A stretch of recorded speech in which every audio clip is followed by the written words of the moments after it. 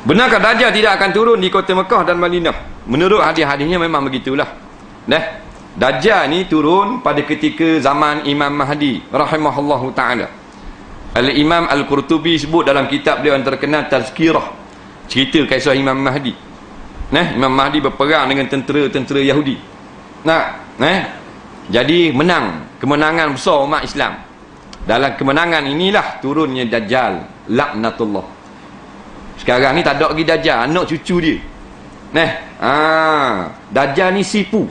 Bah besar kali, mata sutir. Hak ni yang mengajak kepada kesesatan murid-murid atau tentera-tentera Dajjal.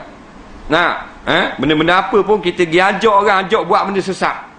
Maka kita ni adalah tentera-tentera Dajjal. Tok Guru turun ke diam sekali. Tangan kiri ada syurga, tangan kanan ada neraka. Ngarung dalam lautan Cina Selatan sekat keting. Oh, tak boleh. Tuhan buat.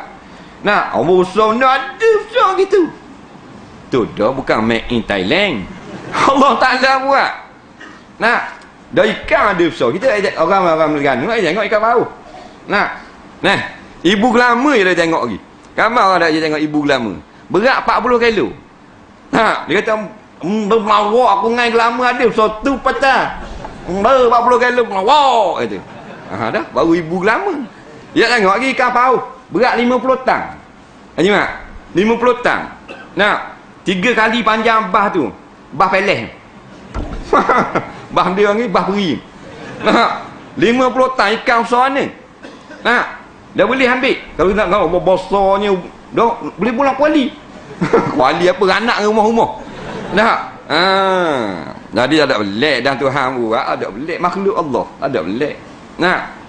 Daripada benda yang begitu halus kecil je. Apa bendanya butir cengar luruh pada bunga dia. Tengok apa 15 meluk ulu kalau berang 15 meluk. Semeluk ni besar ni 15 orang. Asal satu. Bukan gandeng buat Tuhan buat.